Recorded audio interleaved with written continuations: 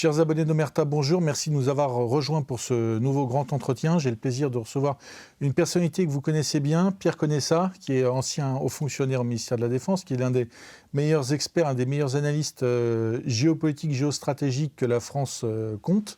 Pierre, merci de nous avoir rejoints pour cet entretien. Merci de votre invitation. Géopolitique d'actualité. Je précise aussi que vous connaissez bien Omerta, puisque vous avez co-réalisé avec Aïcha Missi un documentaire que vous pouvez, chers auditeurs, retrouver sur notre application mobile via notre site internet www.omertamedia.fr, un documentaire sur comment vendre la guerre, le lobby militaro-intellectuel, dont on aura l'occasion de reparler au cours de cet entretien. Je vous rappelle aussi, chers abonnés, de vous souscrire à cette chaîne YouTube et de vous abonner à notre magazine, à notre trimestriel pour nous soutenir. La meilleure manière de nous soutenir et de nous permettre de continuer nos activités, de développer nos projets, c'est de vous abonner au magazine via notre site internet ou à l'application mobile pour retrouver nos reportages vidéo en format long et en exclusivité. Pierre, je le disais, pour cet entretien d'actualité, on va essayer d'analyser les grandes questions du moment. Alors, la grande question là, du début de semaine, c'est la demande du procureur de la CPI d'émission d'un mandat d'arrêt contre Benyamin Netanyahou et le ministre de la Défense israélien et contre le chef du Hamas. Qu'est-ce que vous en pensez ? D'abord, il faut revenir sur l'origine de la plainte déposée à la CPI. Pourquoi ? Parce que c'est l'Afrique du Sud qui a déposé cette plainte.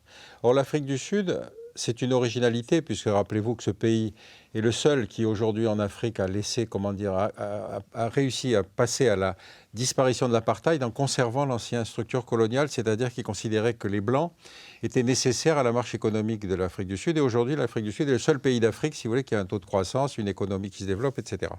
Donc, si vous voulez, il y a l'ombre portée de Nelson Mandela, c'est-à-dire il y a des gens qui ne sont pas impliqués par rapport aux Occidentaux, puisque quand même, on ne peut pas dire que nous l'ayons beaucoup soutenu, mais qui par contre a réussi à trouver sa place. Alors le fait que ce soit l'Afrique du Sud, évidemment, c'est un pays qui a ce passé, si vous voulez, ce capital. Et donc le fait que la plainte vienne d'un pays comme celui-là prouve qu'on n'est pas un des acteurs occidentaux ou un des soutiens traditionnels du Hamas ou un des soutiens traditionnels d'Israël, mais par contre un pays qui trouve inadmissible le processus d'évolution de la guerre, et en particulier du massacre qui sont en train de se passer. Et donc, le fait que le procureur de la Cour pénale internationale ait renvoyé dans son mandat d'arrêt les deux parties, c'est-à-dire Netanyahou et le chef du Hamas, c'est quand même la preuve que, encore une fois, on est en train de déplacer le centre de gravité de l'opinion publique. Encore une fois, ça n'est pas que l'opinion publique occidentale. Elle a cette espèce de passif qui tient à la Shoah et le fait qu'on est avec Israël, dont on était à l'origine de la création de cet État, etc. Donc il y a une espèce de lien historique. Mais là, par contre, c'est un acteur nouveau qui entend peser dans la constitution de la justice internationale. Et c'est ça le phénomène nouveau. Alors évidemment, après, ça va choquer. On va dire, oui, mais il y a une démocratie d'un côté, puis il y a un groupe terroriste de l'autre, etc. Enfin, si les démocraties étaient pacifiques, on le saurait, puisque quand même, rappelez-vous que la France et la Grande-Bretagne, les deux démocraties de la fin du 19e siècle, avaient colonisé la moitié de la planète. Bon, on ne peut pas dire que ce soit vraiment ça. Et puis ensuite, les guerres qu'on va déclencher, et même l'invasion américaine au Vietnam, si vous voulez, ça prouve que les démocraties ne sont pas pacifiques par nature.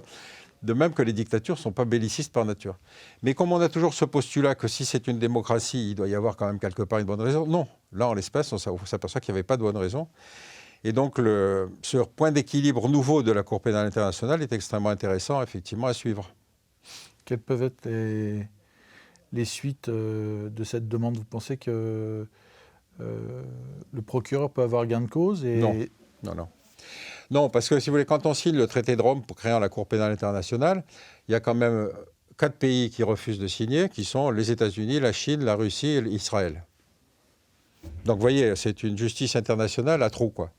Donc, on sait que ça n'aboutira pas, mais ça ne fait rien sur le plan psychologique. Ça montre, si vous voulez, qu'il y a une évolution qui touche à ce qui était pendant longtemps le front uni de soutien d'Israël, si vous voulez, qui était quand même assez, jusque-là, très, très efficace et très systématique, et était en train de se fissurer. Parce que le droit international, maintenant, c'est un peu à la carte. On a l'impression que la CPI est un exemple. Il y a aussi une demande de mandat d'arrêt émise pour Vladimir Poutine. On a l'impression que c'est de la communication, mais finalement, il n'y a pas, vous le disiez, il y a des pays majeurs de la planète qui n'en sont pas signataires. Est-ce que ça a encore une valeur quelconque ?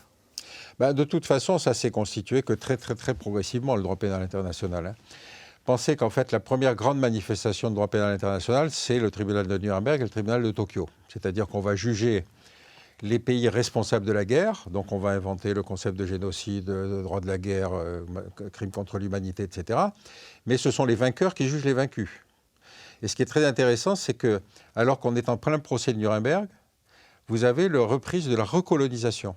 C'est-à-dire que les émeutes de Sétif en Algérie, premières émeutes de la velléité d'indépendance, il va y avoir 3000 morts. Et en Indochine, au Vietnam, l'amiral d'Argentlieu, qui était un compagnon de la Libération, fait tirer sur le port d'Haiphong et il y a 3000 ou 4000 morts. Donc en fait, vous voyez combien le décalage se fait entre la bonne conscience des juges d'un côté et la reprise d'une attitude tout à fait inadmissible qui était la recolonisation. C'est-à-dire, il n'était pas question d'appliquer aux populations colonisées les droits qu'on était censé défendre. Et d'autre part, on va pratiquer dans ces guerres de décolonisation les mêmes horreurs que ce qu'on a reproché aux Allemands, c'est-à-dire déportation, déplacement de population, bombardement de populations civiles. Mais là, pareil, on ne va pas juger les colonisateurs. Vous voyez. Donc, ce droit, il s'est mis très progressivement en place. Et pensez que, par exemple, pour le viol des femmes, le premier procès pour viol des femmes dans toutes les guerres de l'humanité, c'est la Yougoslavie. C'est les camps montés par la Serbie, si vous voulez, en Bosnie. Donc, on se rend compte que, si vous voulez, c'est un droit qui se constitue que très, très, très progressivement. Et évidemment, tous les plus puissants s'en tiennent à l'écart, ça c'est évident. Oui, parce que Tokyo et Nuremberg, c'est quand même une parenthèse assez courte, puisqu'après, le droit international est du côté du vainqueur, donc on peut le dire du côté des États-Unis.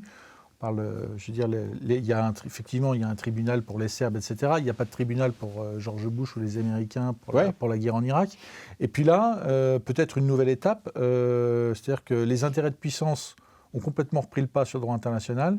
Parce que contrairement au début des années 2000, aux années 90, la Russie et la Chine sont devenues à nouveau des puissances, mais aussi des puissances militaires, technologiques, économiques, et que finalement aujourd'hui c'est complètement à la carte, quoi. De toute façon, c'est à la carte. C'est-à-dire que quand on va avoir, encore une fois, une des conséquences du traité de Versailles, c'est qu'on va dépecer un des belligérants qui était l'Empire ottoman. Et donc on va découper tout le Moyen-Orient, en créant la Syrie, l'Irak, la Turquie, etc. Le Kurdistan aussi, qui avait droit à un État indépendant. Et en fait, on fait tout ça sur une table avec une grande règle et un crayon rouge. Regardez, c'est l'une des seules régions avec l'Afrique où les frontières sont rectilignes. Pourquoi ? Parce que ce sont des gens qui, pleins de leur bonne conscience de vainqueurs, disent, bon, ben voilà, là, ce sera l'Irak, là, ce sera la Syrie. Mais en ne tenant absolument aucun compte des populations locales. C'est-à-dire que dire à l'époque qu'il y avait des chiites et des sunnites en Irak, que les chiites étaient majoritaires, qu'il y avait des Kurdes, mais ils s'en fichaient complètement. La bonne conscience était qu'il fallait qu'il y ait des États indépendants. D'ailleurs, c'était pris comme un capital favorable aux démocraties. Bon. On a refait le même processus en Afrique, quand il y a eu la décolonisation, notamment en Afrique subsaharienne, où là, il n'y avait pas de revendications violentes, si vous voulez. On a fait la même chose, c'est-à-dire qu'on a découpé l'AOF et l'AEF avec un trait rouge comme ça, et vous voyez, c'est l'autre région du monde dans laquelle les frontières sont rectilignes. Donc, toute cette bonne conscience qui était la décolonisation, enfin en tout cas le fait d'avoir reconnu la responsabilité de la colonisation et d'avoir contribué à la décolonisation, elle s'est faite dans la violence. Et encore une fois, sans aucune étude, si vous voulez, sur les intérêts des populations locales. Les auditeurs d'Omerta vous apprécient, l'équipe d'Omerta vous apprécie aussi particulièrement parce que dans vos analyses, on retrouve toujours le prisme français, national, et aussi, et surtout, le prisme de l'honnêteté. C'est-à-dire que vous expliquez toujours les choses en partant des faits, quitte à déplaire à l'un ou l'autre des belligérants ou à certains lobbies, certaines communautés. Vous êtes une exception dans le monde de l'analyse géopolitique, géostratégique, ou il en reste encore comme vous ? Écoutez, c'est gentil de le dire comme ça. Non, ce que j'ai voulu faire, moi, en tout cas dans les travaux que j'ai menés, les bouquins que j'ai faits, c'est qu'on est dans un processus de mondialisation.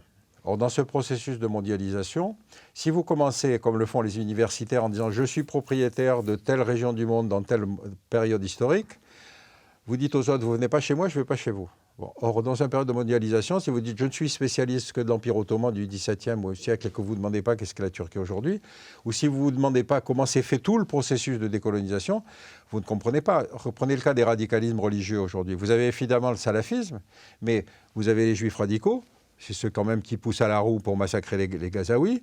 Vous avez les néo-évangéliques américains, et eux, ils vont motiver la guerre d'Irak. Et ce n'est pas parce qu'on va déclencher une guerre avec des avions et avec des militaires qu'on est moins radical, si vous voulez. Vous avez les hindouistes, c'est-à-dire qu'on pensait pendant longtemps que c'était une caractéristique des monothéistes, mais pas du tout.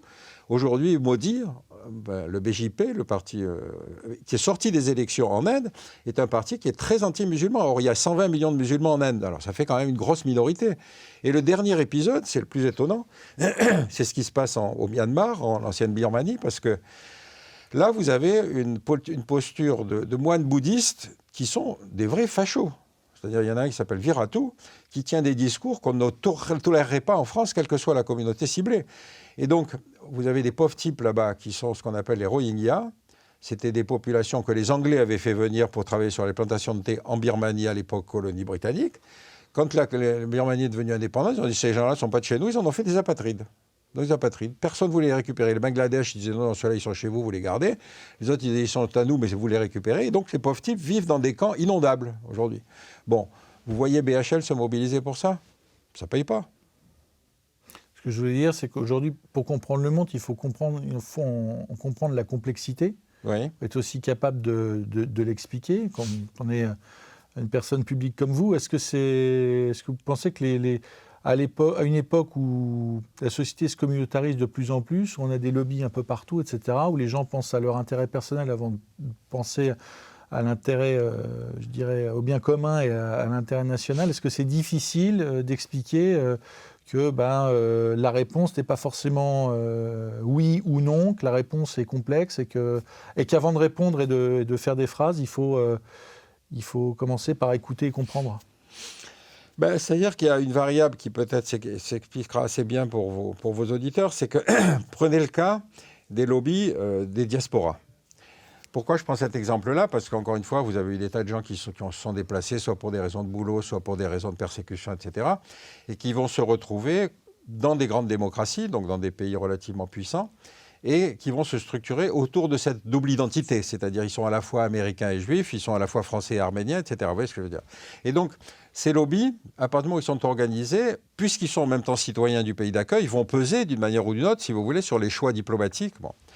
Donc on l'a vu par exemple avec l'AIPAC américaine, c'est-à-dire la grande organisation juive américaine, qui pendant longtemps était un soutien systématique de la politique d'Israël et qui même aujourd'hui même a pris ses distances à l'égard de Netanyahou. C'est pour dire si ces lobbies ont une vie politique. Nous, on a notre exemple qui est assez... Alors, comme évidemment ces lobbies ont quitté le pays, ils ont comme ciment identitaire, si vous voulez, le massacre premier. C'est-à-dire s'ils sont là, l'entretien du souvenir, c'est aussi de rappeler, si vous voulez, le passé douloureux qu'ils ont subi. Bon, donc évidemment, la thématique de la Shoah, on la connaît, etc. Mais prenez le cas des Arméniens. Ce qui est très intéressant, c'est que les Arméniens, eux, ont été massacrés par les Turcs. Et c'était pendant le conflit de la guerre de 14. Il y a eu plusieurs vagues de massacres, un avant, puis surtout le plus important, ça a été pendant le conflit. Et aujourd'hui, vous avez une revendication de l'Arménie devenue indépendante pour la jonction avec le Haut-Karabakh. Bon. Le problème est intéressant parce que le Haut-Karabakh était terre arménienne au 7e siècle. Donc vous retrouvez l'argument historique que vous avez avec les Juifs. Cette terre était à nous, nos arrière-arrière-grands-parents étaient là, donc prenez vos affaires, partez. Vous imaginez si tout à coup vous aviez un individu qui frappe à votre porte en vous disant s'il vous plaît, mes arrière-grands-parents étaient ici il y a 2000 ans et donc vous êtes prêts de prendre vos affaires et de vous tirer tout de suite. C'est ça la problématique dans laquelle on raisonnait à l'époque. Personne ne se demandait qu'est-ce qu'allaient devenir les Palestiniens. Bon.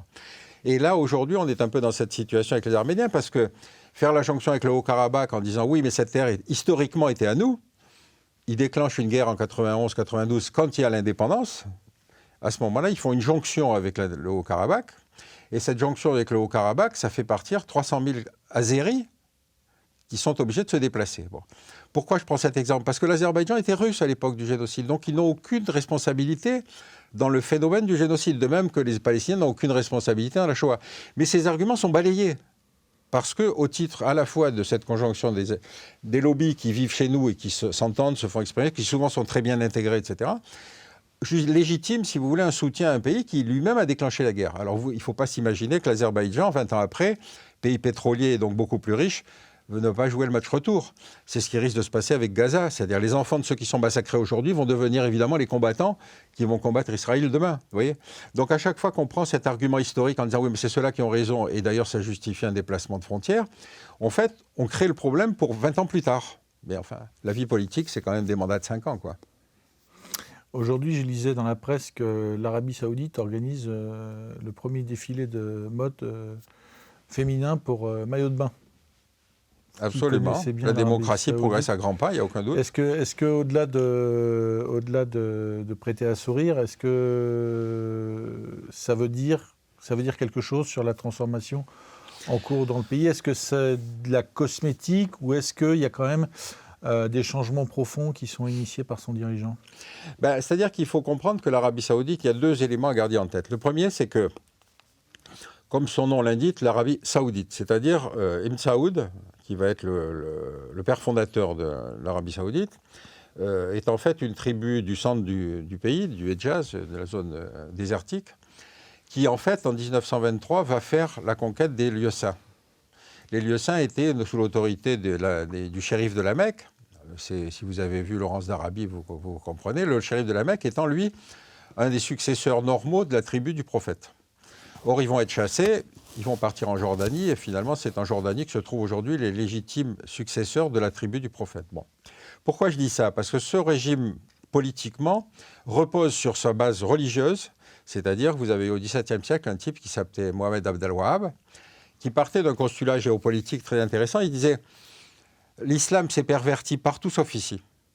Parce qu'ici, on a été tenu à l'écart de toutes les colonisations. Personne ne s'était lancé dans la conquête du Hejaz. On s'en foutait. Il y avait la colonisation turque ottomane sur la côte ouest. Il y avait la colonisation britannique sur la côte est.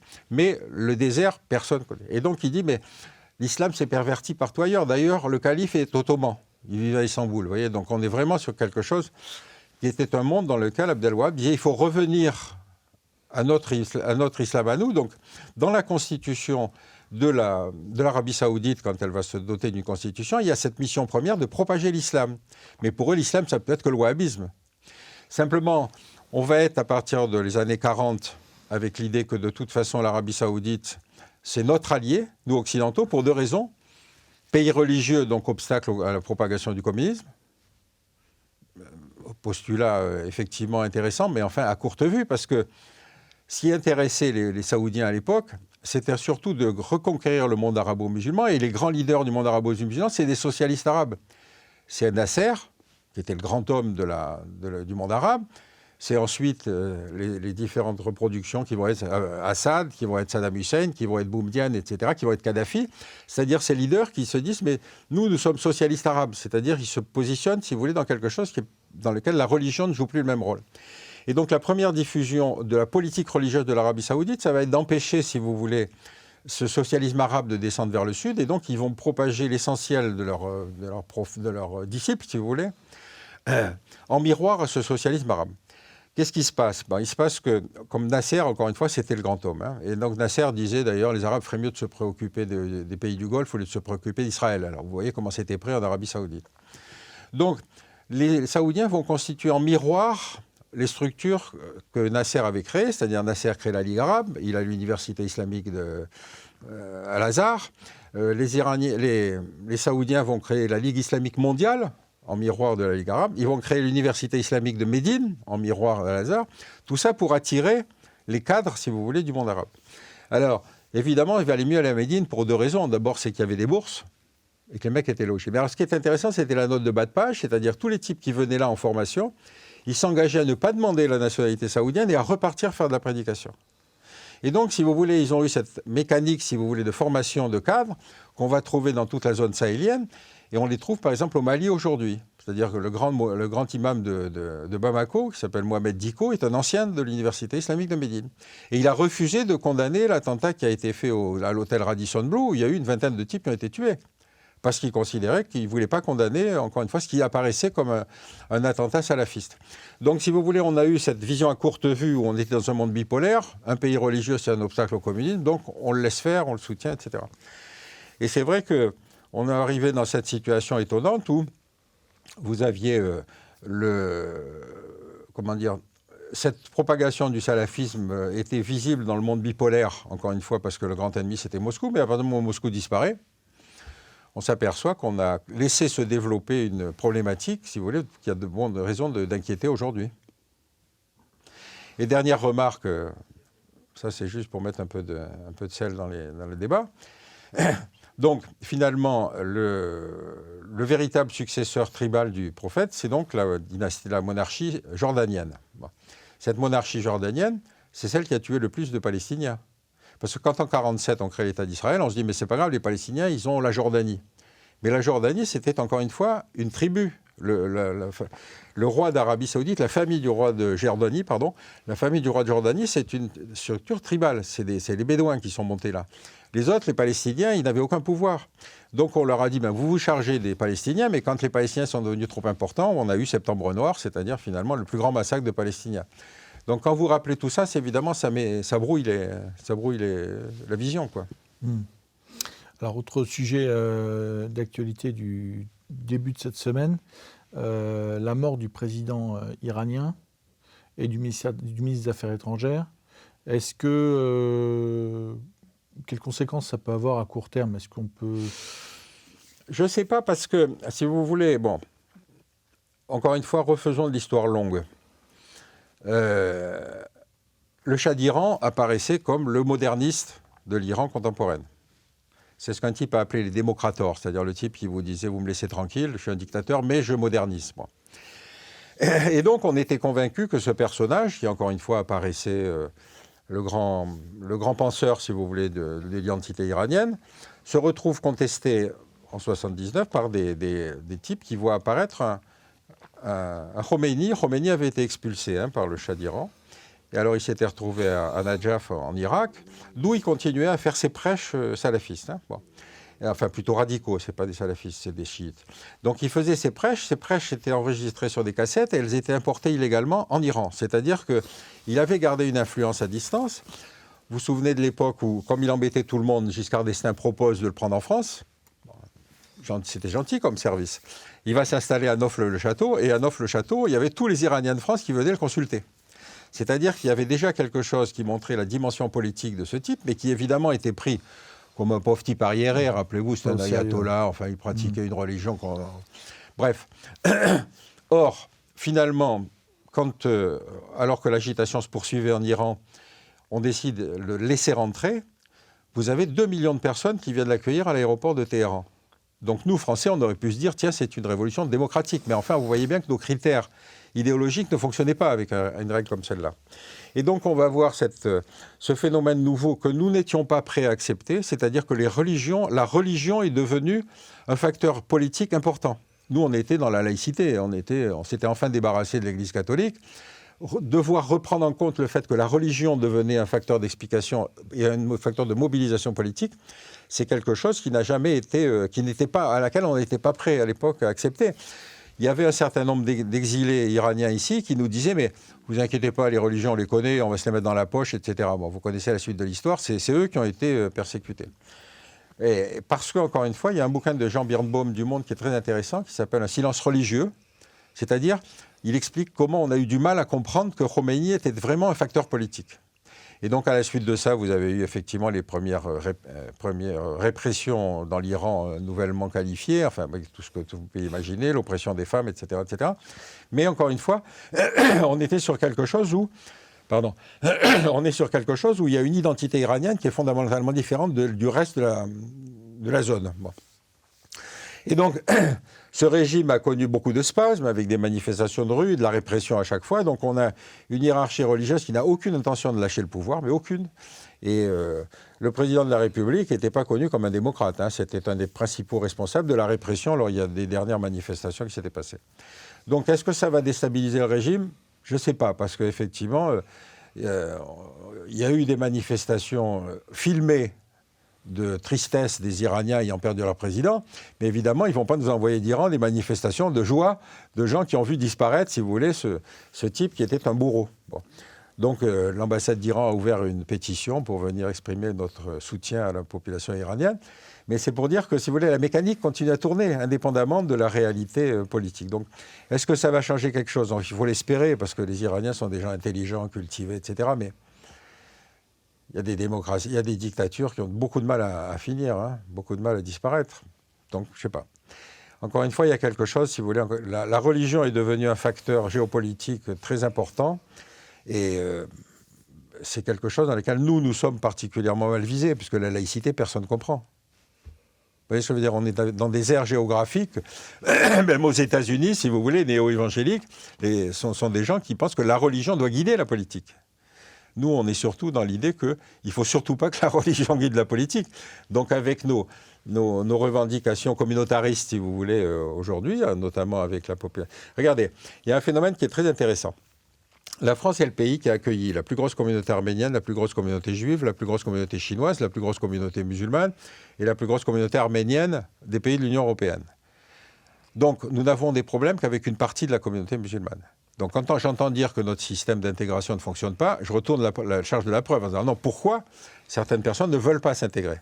Donc vous voyez, s'ils se construisent un discours de la victimisation, à partir de ça, on dit, vous voyez, on ne veut pas accepter les repas halal dans les cantines, on veut nous enseigner l'histoire, machin, alors que notre religion dit le contraire, etc. Donc vous avez tous ces actes de séparatisme qui sont la preuve qu'il y a quelque chose à l'intérieur même de la communauté musulmane française et dans certains des réfugiés politiques, si vous voulez, qui continuent à entretenir une vision de l'islam qui est totalement contraire aux lois de la République.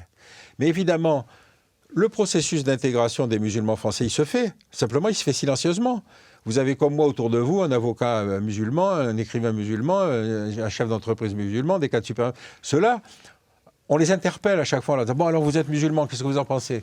Et ils disent, mais attendez, non, je suis citoyen français. Vous voyez, donc à chaque fois, on les renvoie à une identité sur laquelle ils n'ont aucune incompatibilité avec les lois républicaines.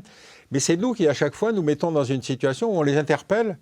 Une fois, j'ai travaillé à l'époque avec une jeune chercheuse qui a un nom arabe, et je savais qu'elle venait d'Algérie. Moi, je suis né en Algérie. Donc un jour, comme ça, mais sur le plan amical, je lui dis, alors d'où est originaire votre famille? À cause de son nom. Elle me dit, mais si j'avais un nom juif, est-ce que vous m'auriez posé la question? Je dois dire que j'étais mouché quand elle m'a dit ça, puisqu'évidemment, vous voyez bien que la réaction, si vous voulez, ne peut pas être identique. Donc il y a un processus d'intégration qui marche, mais il est silencieux. Et puis en même temps, vous avez une procédure séparatiste, si vous voulez, qui, elle, devient extrêmement inquiétante parce qu'elle se bétonne, si vous voulez, dans son identité en s'opposant à les lois de la République. Quand vous avez un enfant qui conteste l'enseignement d'un prof en disant « mais le Coran ne dit pas ça », le Coran ne s'est pas prononcé sur la génétique contemporaine, si vous voulez. Donc vous voyez, on est sur des situations qui sont finalement assez difficiles à gérer parce qu'encore une fois, on a laissé s'installer, si vous voulez, une espèce de tolérance, notamment à l'égard de ces postures séparatistes, en expliquant qu'il fallait les comprendre. Moi, personnellement, j'avoue que je ne comprends pas notre lâcheté sur ce sujet. Justement, vous avez l'un de vos derniers ouvrages particulièrement intéressants et que je recommande à nos auditeurs, c'est l'état des lieux du salafisme en France. Du séparatisme au terrorisme. Alors sans dévoiler l'intégralité du livre, puisqu'il faut que nos amis auditeurs se le procurent, est-ce que vous pourriez nous expliquer ce que veut dire du séparatisme au terrorisme? Est-ce que c'est une évolution et c'est deux moments distincts, l'un qui démarre avec le séparatisme et qui vire au terrorisme, ou est-ce que c'est, on peut dire, les deux en même temps? Moi, j'ai considéré que c'était un continuum. C'est-à-dire que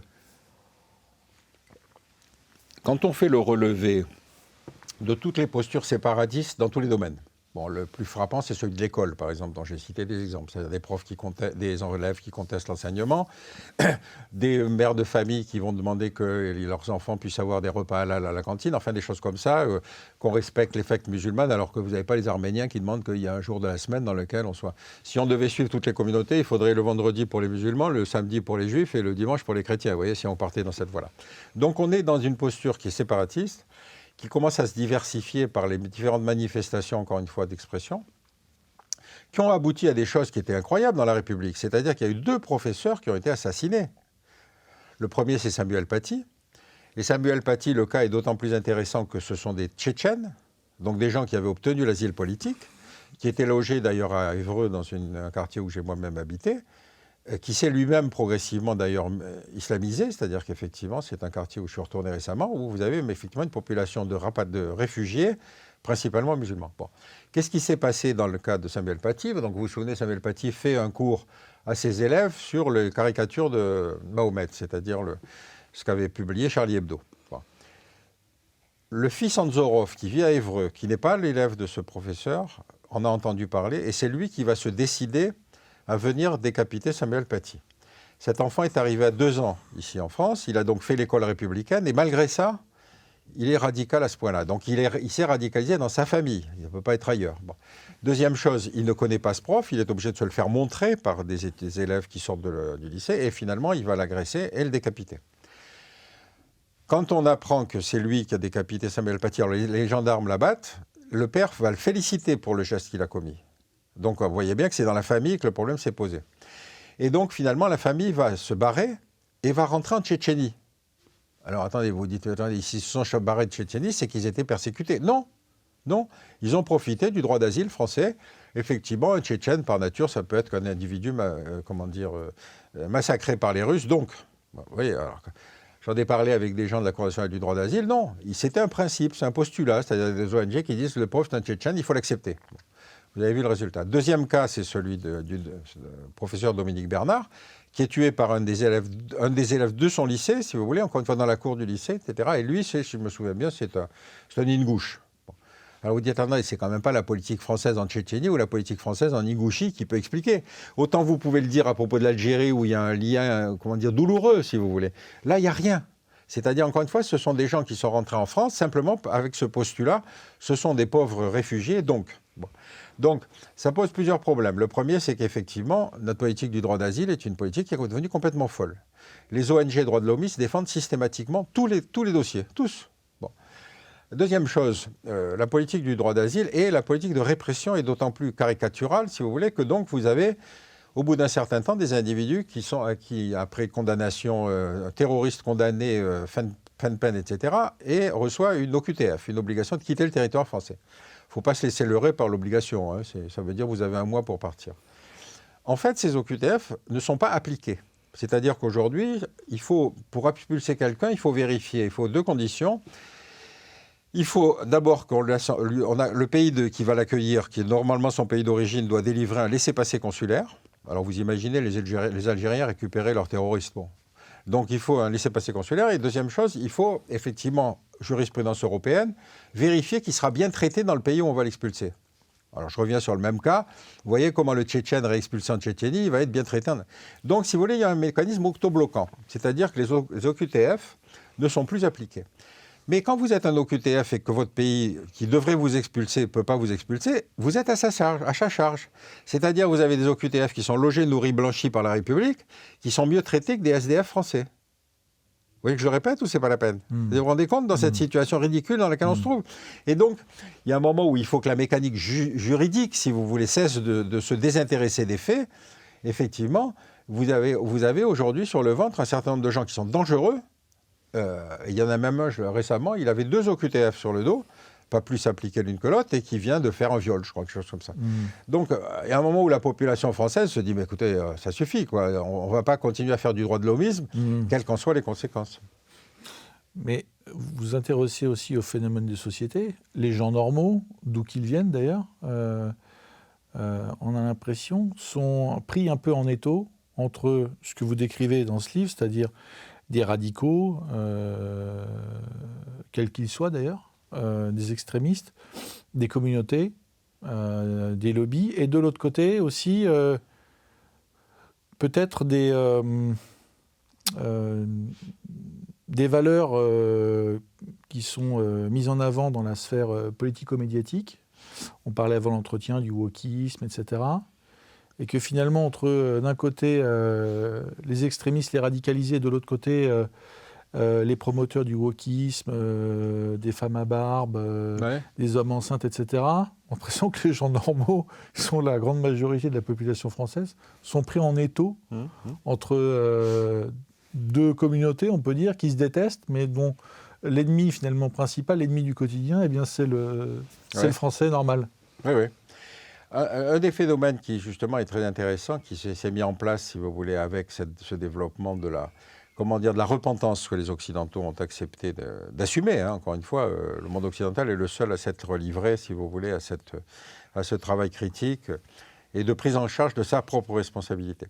C'est qu'effectivement, à partir du moment où le champ était ouvert, le basculement se fait en 1947, c'est-à-dire au moment de l'État d'Israël. C'est-à-dire, on reconnaît à la communauté juive une horreur, un massacre, si vous voulez, qui a dépassé tout ce qu'on avait imaginé. Donc, on avait eu en 1920 la déclaration Balfour, c'est-à-dire que les Anglais avaient accepté qu'on puisse un jour créer un foyer national juif. Bon. Mais évidemment, avec le constat des camps de déportation, etc., de l'extermination, on se dit c'est le moment ou jamais. Et donc, en 1947, on va accepter l'idée qu'une communauté martyrisée a droit à une compensation. Vous voyez le processus. Et effectivement, ça va prendre la forme de la création de l'État d'Israël. Mais à partir du moment où vous êtes constitué comme victime, et c'est aussi ce qui va se passer avec les luttes de décolonisation, il va y avoir, on va demander une compensation. Alors il y a un cas qui est très caractéristique parce que justement, il y a eu des horreurs commises par les Occidentaux, mais pas par eux. Alors il y a un cas qui est très caractéristique, c'est un type, un historien qui s'appelle Olivier Pétré-Grenouillot, qui fait un bouquin sur les traites négrières. Les traites négrières, c'est-à-dire qu'il y avait 3 types de traites en Afrique. Il y avait le commerce triangulaire, c'est-à-dire celui des Occidentaux, qui partait vers les États-Unis, etc. Vous aviez le commerce sur la côte Est, commerce qui avait comme point d'échange Zanzibar, qui était un grand marché d'esclaves, et qui partait vers les pays arabes du Golfe. Et donc là, certains étaient transformés en eunuques. En matière de respect des droits de l'homme, ce n'est pas vraiment ce qu'on fait de mieux. Et puis, vous aviez de l'esclavagisme intra-africain. C'est-à-dire, effectivement, il y avait à chaque guerre la prise d'esclaves, etc., avec des ventes qui se faisaient nord-sud pour l'essentiel. Bon. Et Pétré-Grenouillot démontre qu'en fait, le commerce triangulaire s'est arrêté un siècle avant les autres et que certains des autres se sont poursuivis, notamment le commerce esclavagiste intra-africain. Il a été attaqué par le Conseil représentatif des associations noires de France en l'accusant de révisionnisme. Pourquoi ? Parce que justement, il disait, mais en fait, l'esclavagisme s'est arrêté avant. Donc, vous ne pouvez pas vous adresser aux pays arabes pour demander une compensation, ni a fortiori aux États africains. Donc, la seule cible, c'est l'homme blanc. Et donc, ils se sont dit, il faut une compensation pour cet esclavagisme. Ce qui peut très bien se comprendre, d'ailleurs. On le voit aujourd'hui avec la restitution des œuvres d'art. Mais aller jusqu'à considérer que si on minimisait qu'on analysait scientifiquement ce commerce par rapport aux deux autres, il y avait quelque chose qui était tout à fait idéologique.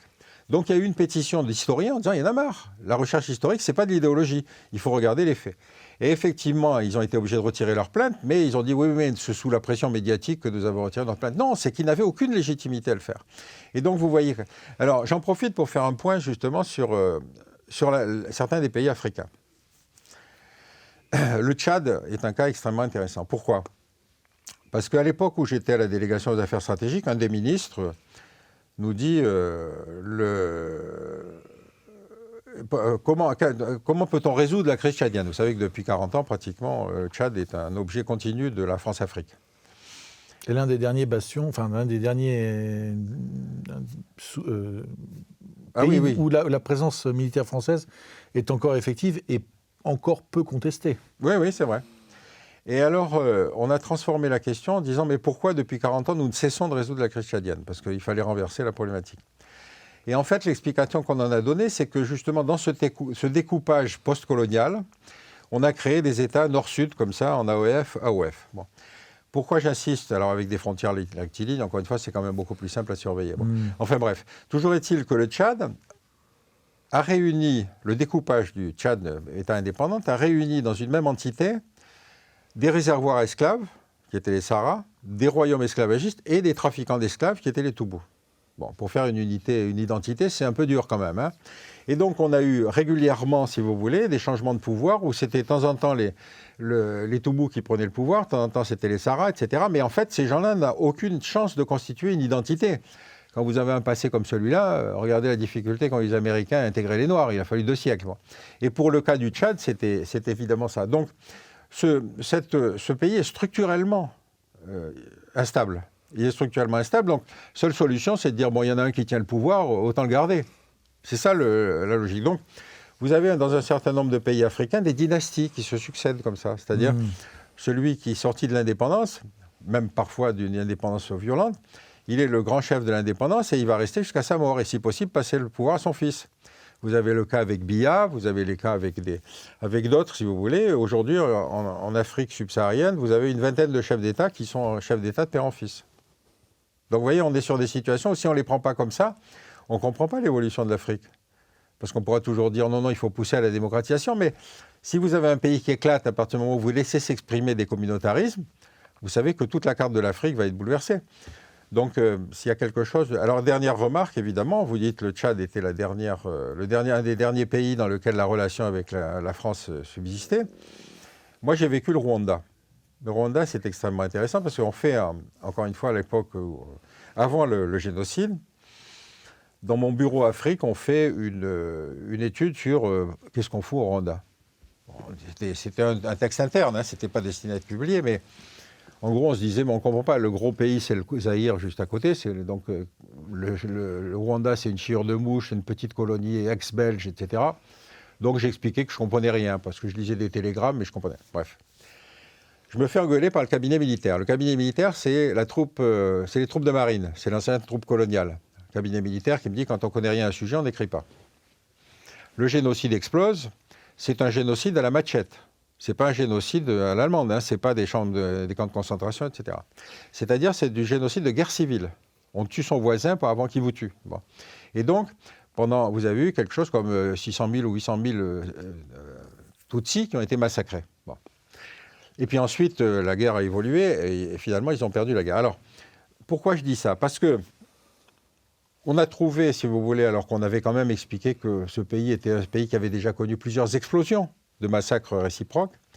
On ne comprenait pas bien quelle était notre politique. On soutenait Habyarimana. Pourquoi celui-là, j'en sais rien. Toujours est-il que quand le génocide explose, vous savez que l'avion qui se casse la figure contenait les deux chefs d'État du Rwanda et du Burundi. Mais tout de suite, explose le génocide. C'est-à-dire que les milices interamouées étaient prêtes, si vous voulez. Elles attendaient un facteur déclenchant et c'est celui-là qui a... Madame Habyarimana, qui avait largement participé à la constitution des milices, arrive en France, réfugiée politique évidemment. On lui donne 200 000 francs en liquide pour s'installer. J'ai demandé d'où étaient sortis ces 200 000 francs, parce que j'aurais bien voulu en avoir autant. Vous voyez ce que je veux dire?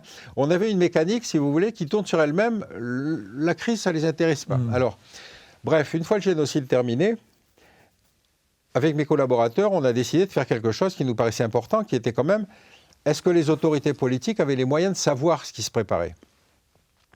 Donc on a repris tous les télégrammes diplomatiques un an avant la guerre, un an avant la crise, pendant la crise et après la crise. On a repris toutes les notes de la DGSE avant, pendant et après, toutes les notes de la direction du renseignement militaire avant, pendant et après. Parce qu'encore une fois, on voulait savoir est-ce que quelqu'un avait alerté? Bon. Télégramme diplomatique, c'était la vie politique à Kigali comme si c'était le 5e arrondissement. Le Parti libéral-démocrate va s'allier au Parti socialiste pour les prochaines élections, bref. Rien, aucune alerte, aucune alerte. Or, dans la rue, il y avait des affiches, il faut écraser les cafards. Les cafards, c'était les Tutsis. Hein, bon. Une note de la DGSE disant il y a quelque chose qui se prépare, mais on a du mal à savoir, on ne comprend pas, etc. Vous êtes dans une hiérarchie, vous avez une note d'alerte.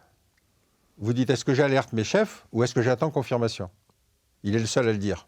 Vous voyez ce que je veux dire? C'est-à-dire, je n'ai jamais su jusqu'où cette note était montée. Bon, la direction du renseignement militaire s'occupait de la crise dans l'Est, donc ce n'était pas sa mission. Mais vous avez là tout le raté d'un système destiné à donner des informations à l'autorité politique, mais dans laquelle vous ne savez pas, puisque vous avez au-dessus de votre tête la France-Afrique, et vous dites, si j'écris des choses qui ne sont pas gentilles, je vais être sanctionné. On va me rappeler ou on va me mettre ça en mon passif. Donc, vous jouez le jeu. Vous faites des télégrammes diplomatiques où vous dites une chose et son contraire, si c'est possible, parce que comme ça, vous êtes sûr de ne pas vous tromper. Et ça, c'est le mécanisme d'information du politique, surtout quand on est dans une situation grave comme celle-là. Si vous dites que le Rwanda, qui a déjà connu plusieurs crises avant celle du génocide majeur, vous dites, oui, c'est un pays qui est structurellement un pays à crise. Mais en même temps, si vous avez des troupes de marine qui vous disent, non, vous inquiétez pas, on connaît l'Afrique, c'est nous. Vous voyez comment jouent ces systèmes de freinage ou de filtrage, si vous voulez, de l'information inquiétante.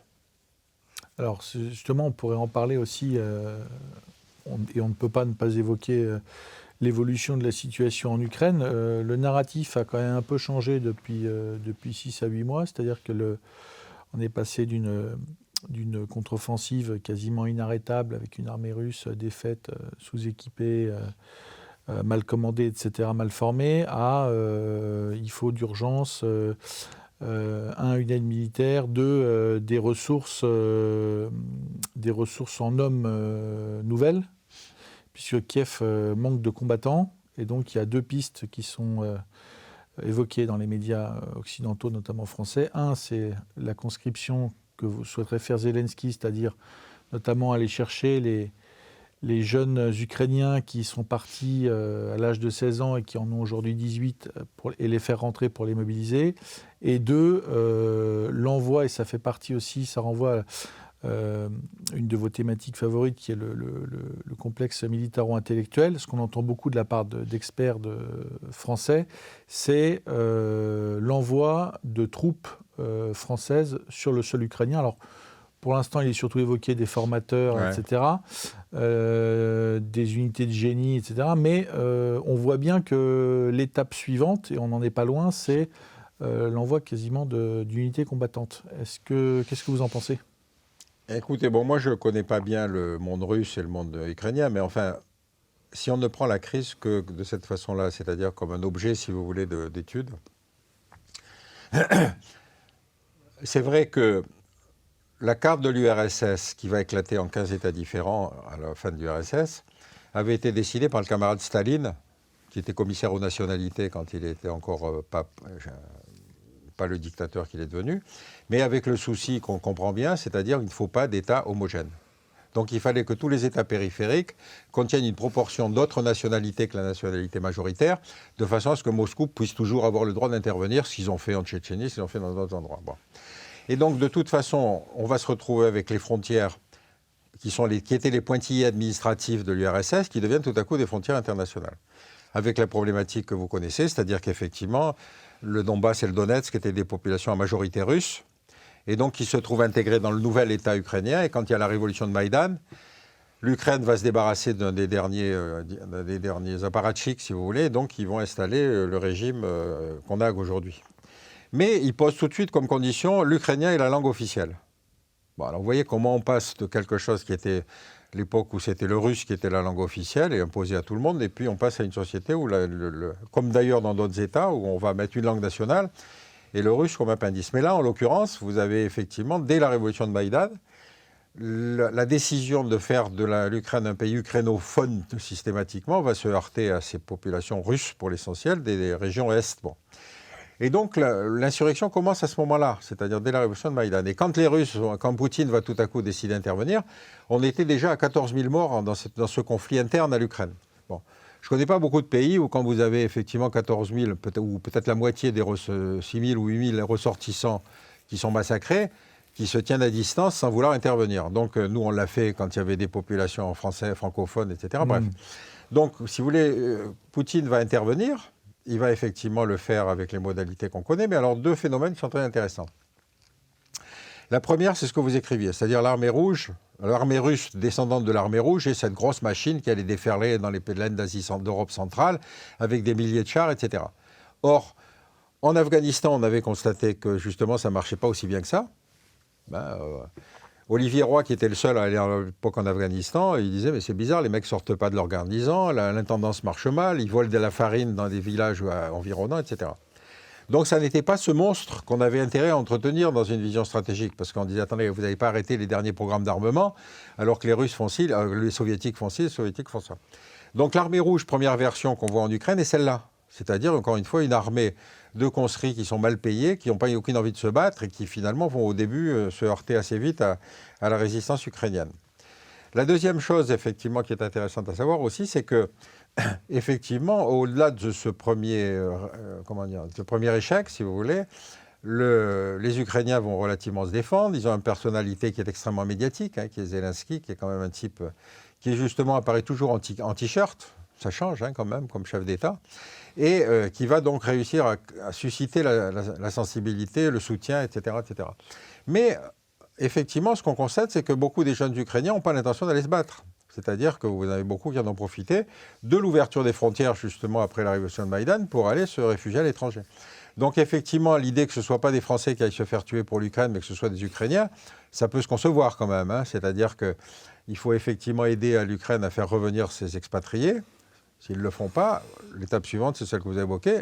Jusqu'où faut-il aller pour soutenir? Donc on est face à un dilemme qui est difficile à résoudre. Hein. Je ne suis pas sûr que... Alors, évidemment, processus qui explique un peu nos difficultés. Quand l'URSS disparaît, on entre dans une phase où on se dit « enfin, on va pouvoir arrêter la course aux armements ». Et donc, on va réduire, si vous voulez, notre consommation d'armement. Et finalement, avec l'idée que ce conflit majeur a peu de chances d'arriver. Bref. Mais aujourd'hui, où il faut fournir des armes, on s'aperçoit que même les canons César, on en avait une quinzaine, il a fallu aller reprendre ceux qu'on avait vendus à je ne sais qui pour aller les envoyer en Ukraine. Bon. Et pareil, ce sont des canons qu'on n'utilise pas n'importe comment. C'est pas de l'artillerie, c'est du canon, le canon ciblé avec positionnement GPS pour tirer juste sur la cible, etc., etc. Donc on s'aperçoit que beaucoup de l'aide qu'on va fournir suppose une armée de métier, des gens formés, et a fortiori si vous voulez livrer des avions quand même. Et donc, si vous voulez, l'aide, c'était plus la guerre d'Espagne, c'est pas d'envoyer effectivement des fusils et des munitions. Autre caractéristique, donc dans tous les gens qui effectivement soutiennent l'Ukraine sur les plateaux télé, ils sortent pas des plateaux télé. C'est-à-dire que vous n'avez pas, comme à l'époque de la guerre d'Espagne, des intellectuels qui vont aller se battre. BHL, il n'a pas l'intention d'aller se battre là-bas. Tous les bellicistes de plateau télé, ce que j'ai appelé le complexe militaro-intellectuel, il n'est pas question d'aller là-bas pour se battre. Et donc on est dans une situation où on dit armez-vous et partez, quoi. Donc il y a quelque chose, si vous voulez, qui est une espèce d'imposture intellectuelle, c'est-à-dire effectivement, est-ce que la France serait acceptée de mourir pour l'Ukraine? Rappelez-vous, dans le temps, est-ce qu'on va mourir pour Danzig? On est un peu dans cette problématique-là. Je ne sais pas comment ça va se solder. On aura l'occasion de développer cette thématique prochainement. Je vous remercie d'avoir répondu à nos questions. Chers abonnés d'Omerta, cet entretien touche à sa fin. Merci de l'avoir suivi. N'oubliez pas de vous abonner à l'application mobile, de vous procurer nos magazines et l'excellent livre de Pierre Conessa, État des lieux du salafisme en France, du séparatisme au terrorisme, aux éditions L'Aube. À très bientôt.